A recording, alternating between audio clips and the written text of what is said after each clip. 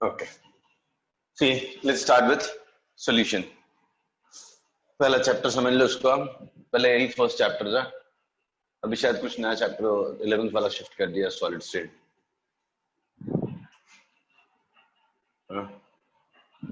So let's start. See,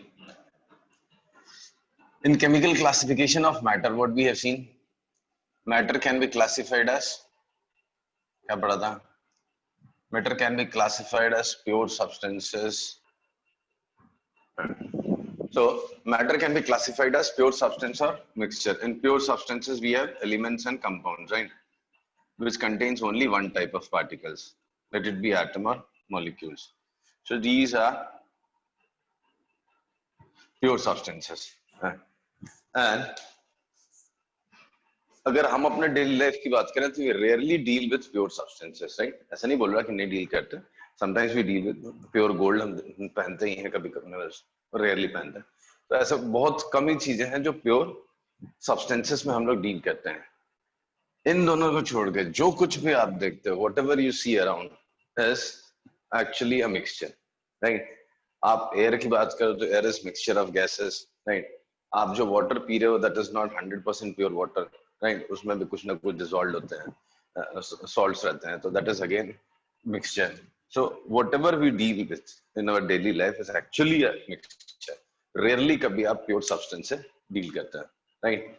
आप iron भी जिसको समझ रहे हो उसमें भी कुछ ना कुछ कार्बन डला हुआ है, राइट? स्टेनलेस स्टील है, उसमें भी कुछ ना कुछ दूसरी चीजें मिली हुई है, राइट? गोल्ड भी आप जो ज्वेलरी देखते हो that is also an alloy, right? 23 carat 22 carat, तो उसमें भी कुछ ना कुछ मिक्सचर ही रहता है. So everything around us we see, मतलब in our daily life is usually a mixture. तो मिक्सचर में क्या क्लासिफिकेशन था? मिक्सचर में again there was a classification homogeneous and heterogeneous, right?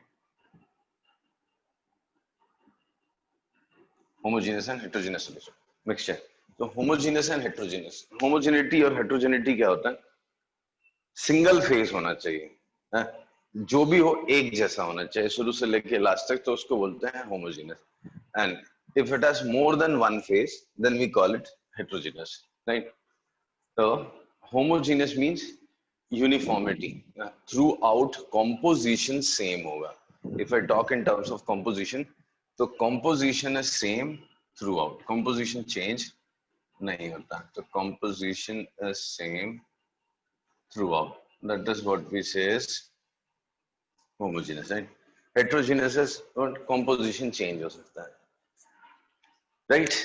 Now, यही homogeneous mixture है जिसको हम solution बोलते हैं. This homogeneous mixture is known as solution. So what is solution? Solution अगर आप define करने जाओगे तो is what? Homogeneous mixture of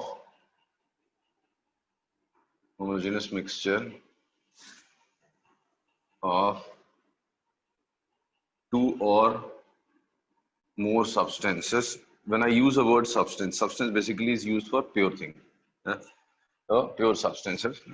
तो substance use ही किसके लिए करते हैं? मतलब usually pure substance के. So two or more chemically non-reacting substance, ये एक important word होता है, chemically non-reacting substances, right? So homogeneous mixture of two or more chemically non-reacting substances is known as solution.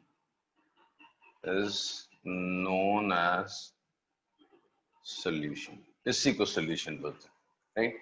So actually this was taught in 11th standard also, part of it. तो detail में तो नहीं but थोड़ा बहुत 11th में भी पढ़ाया था. वापस बोल देता हूँ. क्लासिफिकेशन में मैटर के वी हैव मिक्सचर्स. मिक्सचर में दो वैरायटी थी, homogeneous and heterogeneous mixture, right? Homogeneous mixture में क्या था?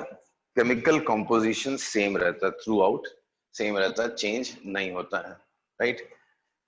एंड वही होमोजेनियस मिक्सचर किसका? टू और more chemically non reacting substances is known as solution.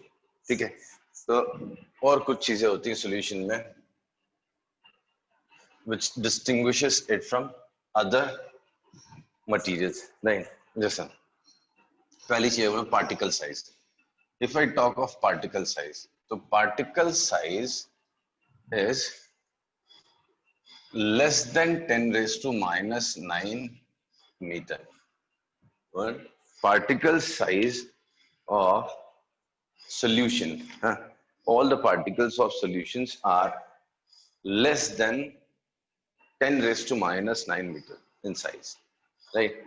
If you remember, बस यही 10 raised to minus 10 एंगस्ट्रॉम था, यही आपका साइज किसका है? मॉलिक्यूल्स का, एटम्स का, आयंस का. सो आप कह सकते हो कि सॉल्यूशन में सारे पार्टिकल्स जो हैं, all the particles are of molecular size और ion obviously, right? तो पार्टिकल साइज जो होता है सॉल्यूशन में, that is lesser than 10 raised to minus 9 meter, which is usually the size of an atom or ion or molecule, right? Then composition. अभी composition आप अगर heterogeneous mixture में बात करो तो composition आप कितना भी ले सकते हो. If I ask you to mix sand and cement, right? तो sand है, cement है, आप जितनी मर्जी sand डाल दो, जितना मर्जी cement डाल दो, उसमें कोई प्रॉब्लम नहीं. But that doesn't mix solution, right? तो composition यहाँ पे solution में usually cannot be मतलब varied within after a certain limit. तो composition ऐसा नहीं है कि आप कुछ भी रख सको, right? अब ऐसा नहीं हो सकता कि 1 लीटर पानी में आप 1 kg शक्कर घोल दो और साथ में आधा किलो नमक भी डाल दो, ऐसा नहीं होने वाला, right? So composition of solution can be varied within certain limits. I'll repeat, composition of solution can be varied within certain limits. So it cannot be increased beyond a certain limit. इतना ही जाएगा, इससे ज्यादा आप नहीं solution composition बढ़ा सकते. Concentration या कुछ चीजें जो आगे हम लोग डिस्कस करेंगे, concentration नहीं बढ़ा सकते उससे, नहीं. सेपरेट करना भी मुश्किल होता है, नहीं. लाइक जो दो या दो से ज्यादा सब्सटेंस जिनका आपने सोल्यूशन बनाया, अगर आपको बोलूं मैं इनको वापस अलग करो, सेपरेट करो, तो this can not be done by simple physical methods, right? तो constituents cannot be separated, constituents cannot be separated by simple physical methods. Simple physical methods से आप constituent particles को separate नहीं कर सकते, like sieving या filtration, ऐसी चीजों से आप उनको separate नहीं कर सकते, right? They have special methods to, there are several special methods are there to separate the constituents, right? Okay. So now we know what a solution is, right? Heterogeneous mixture वाला part भी है हमारे syllabus में, that is in colloids. तो इस chapter के immediately बाद ही चालू कर दूंगा, राइट? इस चैप्टर में बेसिकली हम लोग होमोजेनियस मिक्सचर में डील करेंगे और वो एक दूसरा चैप्टर है colloids वाला, उसमें हेटेरोजेनियस मिक्सचर में डील करेंगे, right? Okay.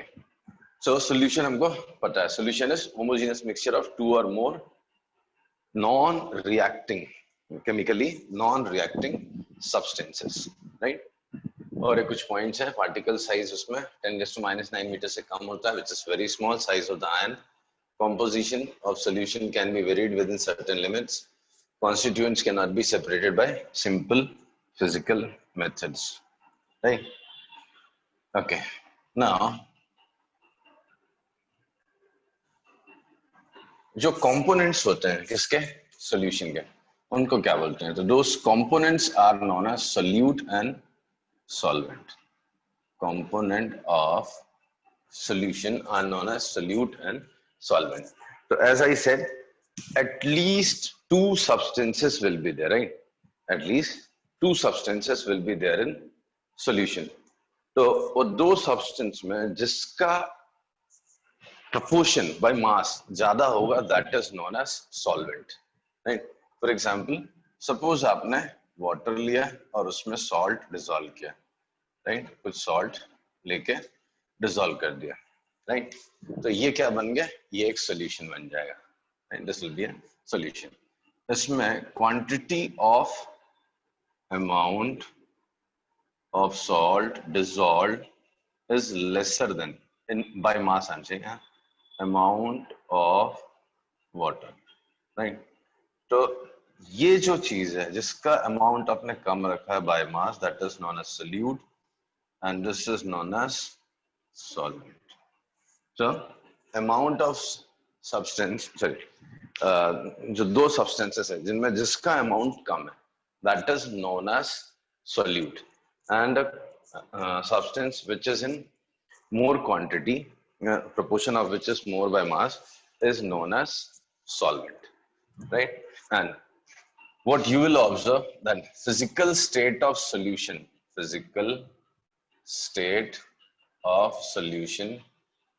same as that of solvent, अब जैसे salt था, salt was solid and water was liquid, तो जो फाइनल सॉल्यूशन आएगा वो आपका लिक्विड फेज में होगा, वो आपका सॉलिड नहीं होगा, राइट? तो physical state like solid, liquid, gas of solution is same as that of solvent. अरे बात समझ में? हेलो. हाँ सर. हाँ, like common solvents में क्या होता है? एक्वस सॉल्यूशंस होते हैं, एक्वस सॉल्यूशंस. एक्वस सॉल्यूशन में ऑब्वियसली नाम में लिखा हुआ है वाटर इज सॉल्वेंट, राइट? तो water is most common solvent. Then organic solvents भी होते हैं, ऑर्गेनिक सॉल्वेंट्स. तो ऑर्गेनिक सॉल्वेंट्स भी होते हैं. Common organic solvents are one carbon tetrachloride है, बेंजीन है, ईथर है, क्लोरोफॉर्म है. These are common organic solvents, right? Okay. कब कौन सा लेना है, कौन किस में डिसॉल्व होता है, वो आने वाले टॉपिक्स में हम लोग पढ़ते जाएंगे. क्लासिफिकेशन भी आपको पता होना चाहिए, हाउ सॉल्यूशंस आर क्लासिफाइड. तो classification of solution,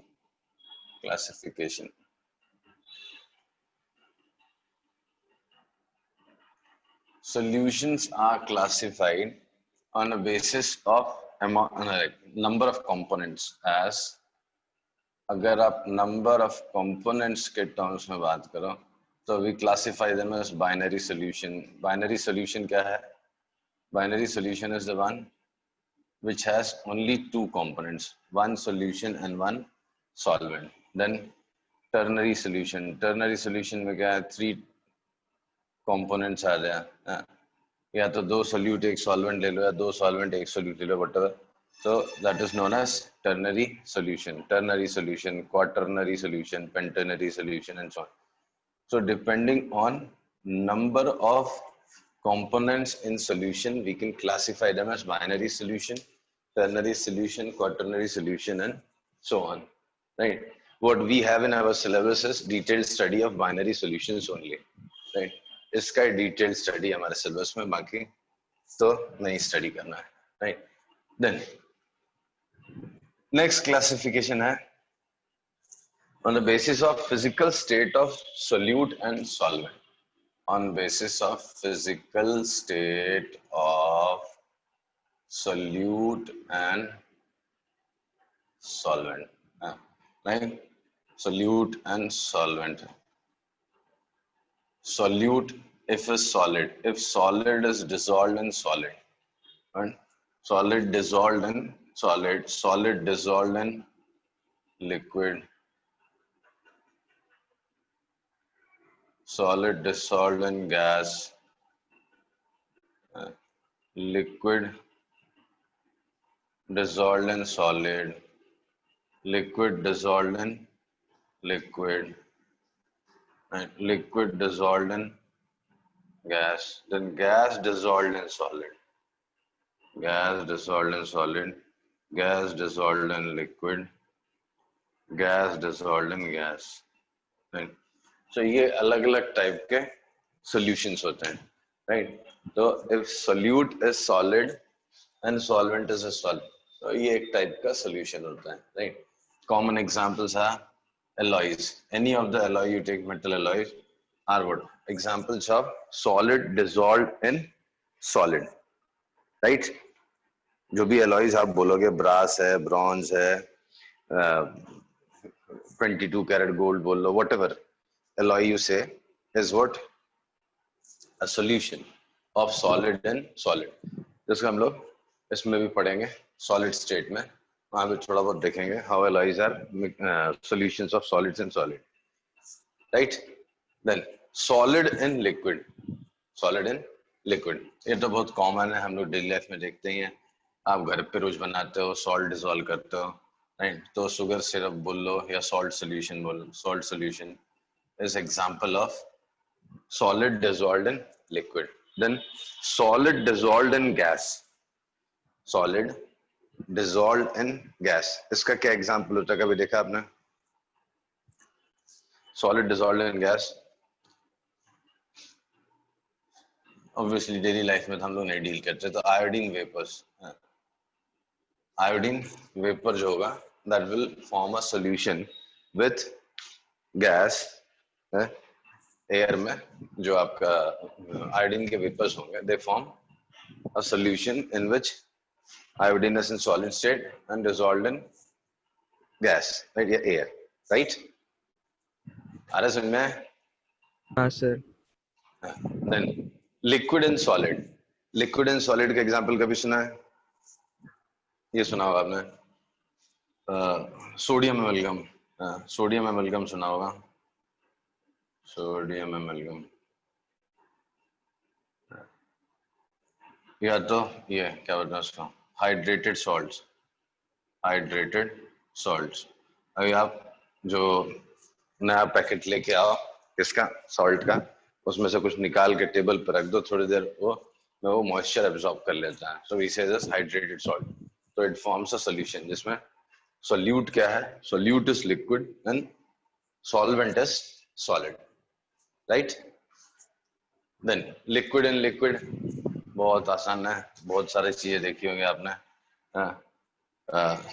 sugar syrup बनाते हो या कैसे, लेमन, लेमन जब आप डालते हो किसमें, वाटर में, तो दैट फॉर्म्स अ सॉल्यूशन. या बहुत सारे एग्जांपल है, सबको मालूम है. Liquid and gas, liquid and gas क्या होता है? लिक्विड एंड गैस कभी सुना है? एक टॉपिक है डिटेल में पढ़ने के लिए हमारे पास. लिक्विड एंड गैस सुना कभी?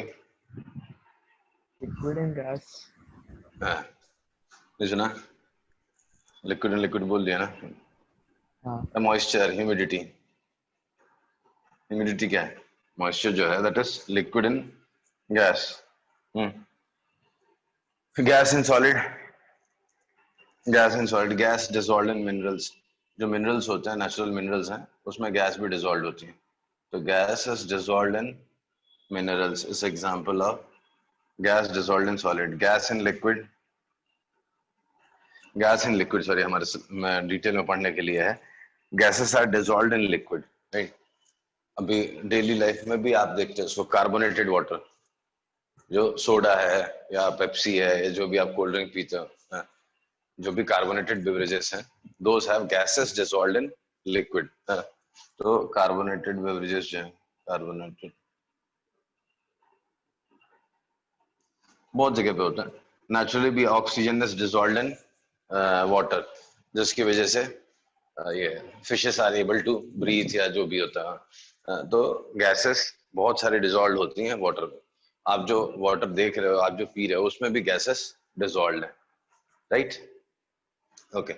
Gas dissolved in gas, the best example is atmospheric air. तो air is example of solution of gas in gas, right?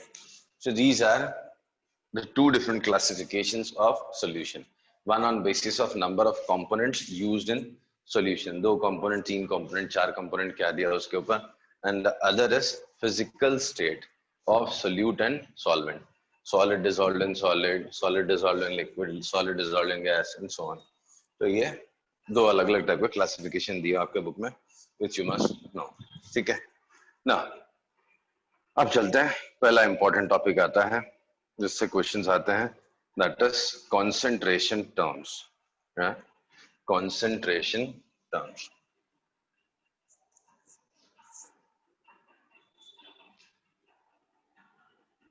ये सबसे पहला टॉपिक है सिलेबस में जो इम्पोर्टेंट है, कंसंट्रेशन यूनिट्स या terms. See, amount of solute dissolved in given amount of solvent is known as concentration. कितना सोल्यूट आपने कितने सॉल्वेंट में डिसॉल्व किया है. 1 लीटर वाटर लेके 10 ग्राम सॉल्ट डाला है, या हाफ लीटर वाटर में 50 ग्राम सॉल्ट डाला है. सो कितने सोल्यूट में कितना कितने सॉल्वेंट में कितना सोल्यूट डिसॉल्व किया है, that is what we study under concentration terms. तो वो पढ़ते हैं हम लोग कंसंट्रेशन टर्म्स में, राइट. तो let's discuss concentration terms. So बहुत सारी कंसंट्रेशन यूनिट्स हैं हमारे सिलेबस में. We have studied in 11th standard also. आपको अगर आता होगा तो आप बताते जाना, नहीं तो एक एक लाइन लिख के मैं आगे बढ़ जाऊंगा. कुछ इंपॉर्टेंट न्यूमेरिकल्स करेंगे इसके ऊपर. तो first of them is strength. तो what is strength? Strength of solution. Strength of solution क्या होता है?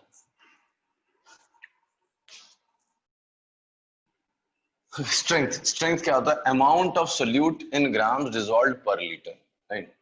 Amount of salt in grams dissolved per liter, dissolved per liter of solution.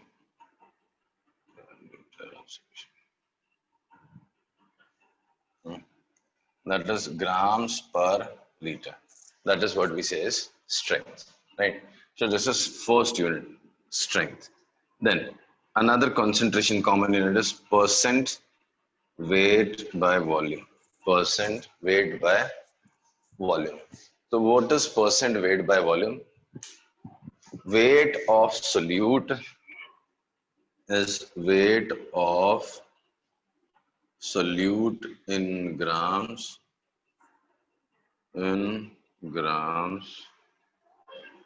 dissolved in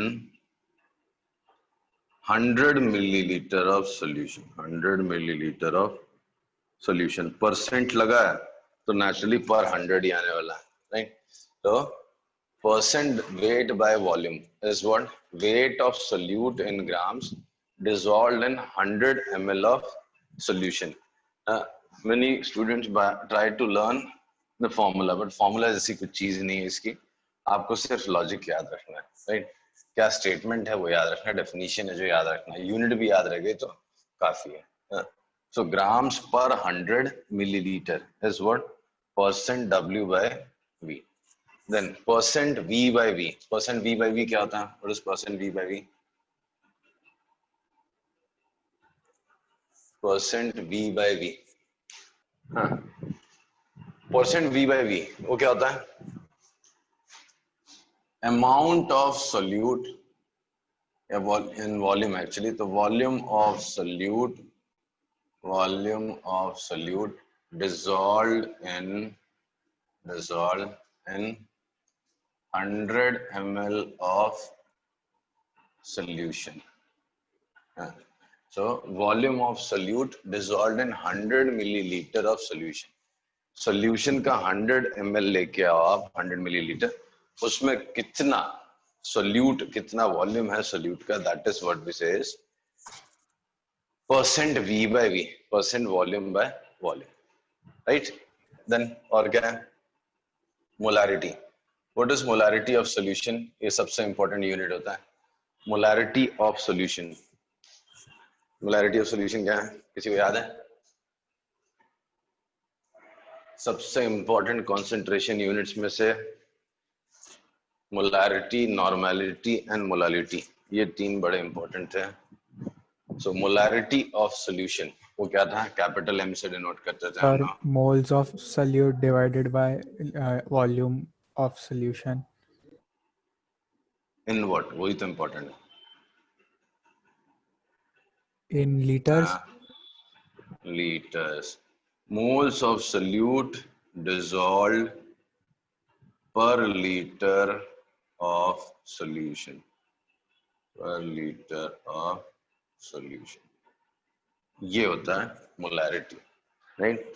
तो एक लीटर सॉल्यूशन में solute के कितने moles हैं, राइट। एक्चुअली एग्जाम्पल्स भी लिखना चाहिए, 2-4 क्वेश्चंस करने चाहिए इस पे, छोटे छोटे भी, बट आई होप आपको याद होगा 11th के। हाँ, कुछ डिफिकल्ट वाले न्यूमेरिकल्स हैं वो अपन करेंगे, 8-10 एग्जाम्पल, इनके ऊपर नहीं करता है।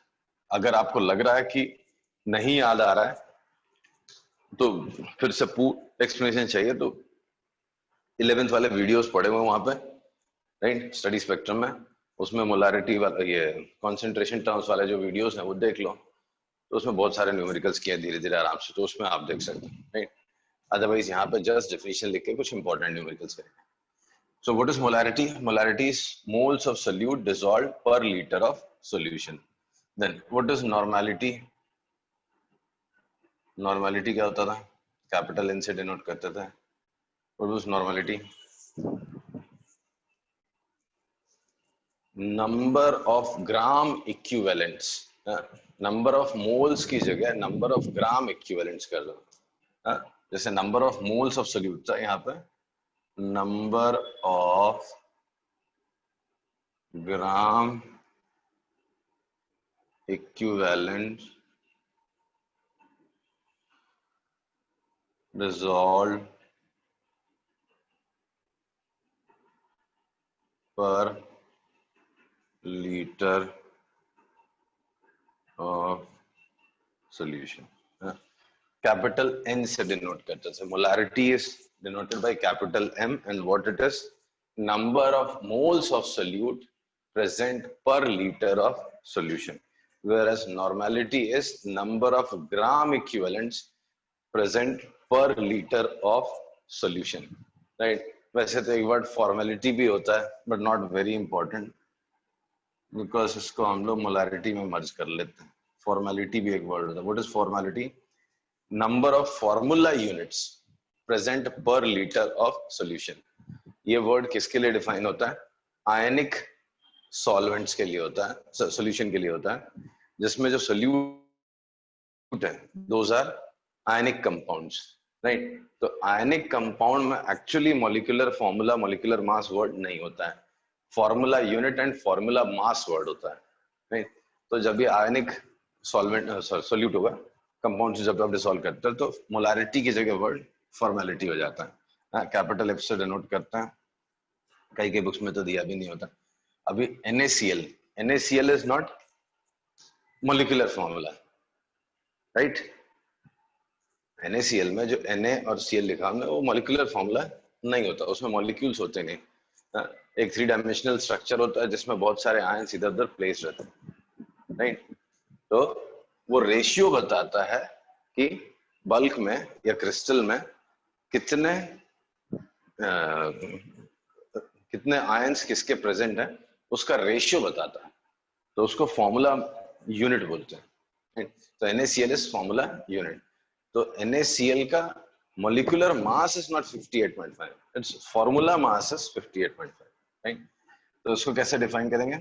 Number of formula units, number of formula units present पर लीटर, प्रेजेंट पर liter of solution, this is formality, ठीक है। फिर और कुछ इंपॉर्टेंट वाले हैं, जैसे नेक्स्ट इज परसेंट W/W, ये बड़ा इंपॉर्टेंट सा है। So percent W/W, what is percent W/W? Amount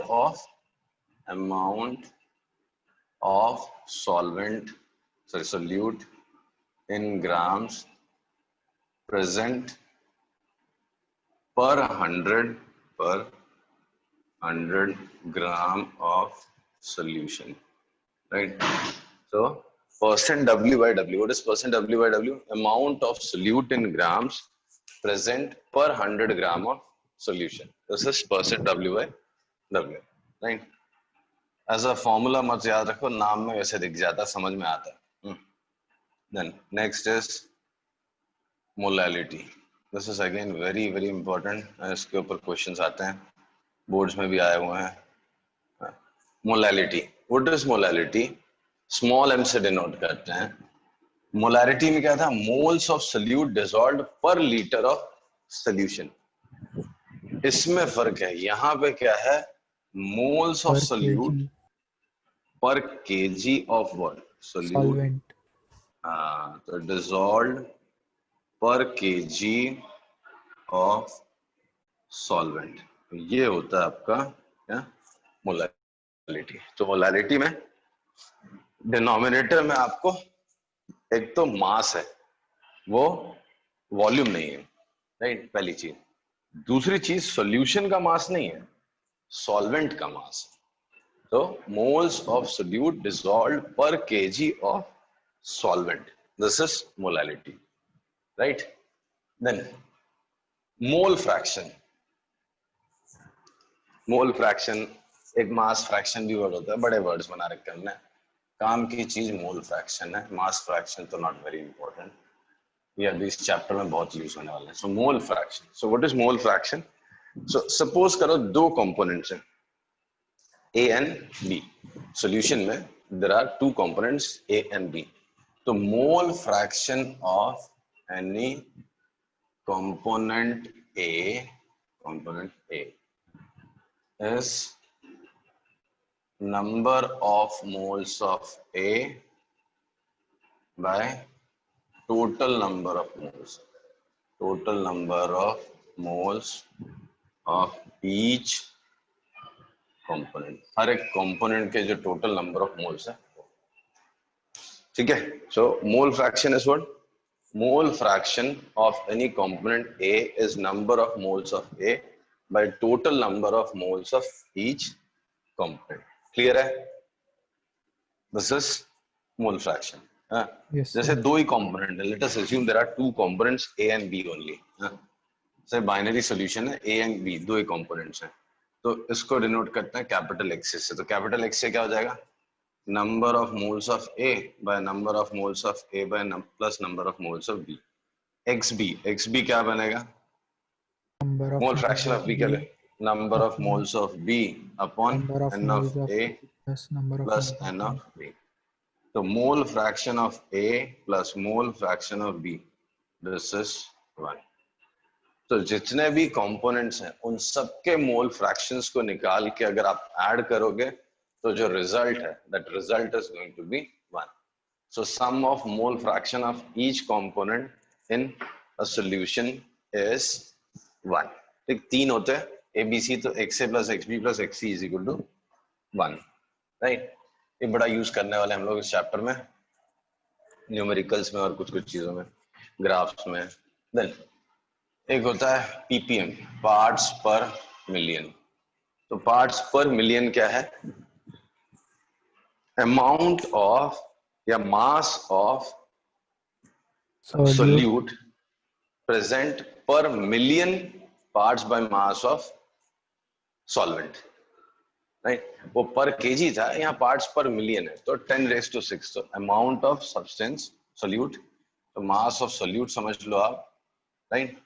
present in 10⁶, sorry पर 10⁶. तो मास ऑफ सॉल्यूशन से डिवाइड कर दो इनटू 10⁶ करना.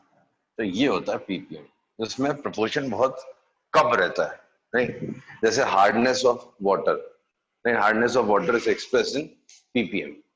तो जिसमें सोल्यूट की क्वांटिटी बहुत कम होती है तो उसको हम लोग PPM में एक्सप्रेस करते हैं, right? Mass of solute present in 10⁶ gram, mass of solute in grams present per 10⁶ gram of solution. So इसको बोलते हैं PPM. समझा? Yes, sir. एक वर्ड मास फ्रैक्शन भी होता है, नहीं भी पढ़ा तो चलेगा, इंपॉर्टेंट यही है, पीपीएम है, molality, molarity, normality, percent W by W, percent W by V, PPM और मोल फ्रैक्शन, ये इंपॉर्टेंट यूनिट्स है, राइट। बाकी लिखने का तो बहुत सारे बनाते हैं। एक और होता है मास फ्रैक्शन। तो मास फ्रैक्शन क्या होगा? Mass fraction of any component is its mass upon total mass, that's it. जैसे मोल फ्रैक्शन हो गया number of moles by total number of moles, वैसे ही मास फ्रैक्शन होता है। If I say mass fraction of A, component A, तो mass of A divide by mass of A plus mass of B plus mass of C, whatever total. तो mass fraction of A is small x से denote करते हैं, mass fraction of A is mass of A plus mass of B. You can define a new quantity, mass fraction, right? तो अगर आपको एकदम अच्छे से नहीं समझ में आ रही है यूनिट्स, तो एक बार आप वो वीडियो 11th वाला जाके देख लो, उसमें मिल जाएगा, राइट। तो इसके ऊपर नेक्स्ट क्लास में लोग कुछ इंपॉर्टेंट न्यूमेरिकल्स करते हैं, ठीक है? Yes, sir. ओके, चलो। Thank you, sir.